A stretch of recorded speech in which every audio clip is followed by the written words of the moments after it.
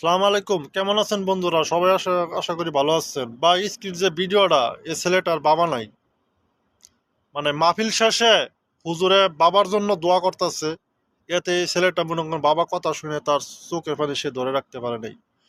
এমন ছোট্ট কালে কেউ বাবা মাকে হারিয়ে কেউ কষ্ট পাইছেন কিনা আমি জানি না, কিন্তু এই ছেলেটার মনের ভিতরে অনেকটা কষ্ট নিয়ে সে কান্না করে দিচ্ছে। তার পৃথিবীতে বাবা নেই বলতে, তার আপন মনে করেন বলতে কিছুই নেই। বাবা হইলো একটা বট গাছ, যাদের বাপ মা নাই তারাই জানে বাপ মার কি মর্যাদা। আসলে আমাদের যাদের যাদের বাপ মা আছে তাদের প্রতি আমি দৃষ্টি আকর্ষণ করে বলতেছি, আপনারা বাবা মার যত্ন নিয়েন, বাবা মার প্রতি আপনারা খেয়াল রাখেন। কারণ মায়ের পায়ের নিচে হইলো সন্তানের বেশ। ঠিক আছে, বাবা মাকে কেউ কষ্ট দিবেন না। বাবা মা যদি একবার দুনিয়া থেকে চলে যায়, তাহলে সে পরবর্তীতে বুঝতে পারবেন বাবা মা আসলে কি জিনিস। সবাই ভালো থাকেন। আর আমার মা বাবার জন্য আপনারা একটু দোয়া করেন। সবার কাছে আমি দোয়া কামনা করছি। আল্লাহ তাআলা সবাইকে ভালো রাখুক।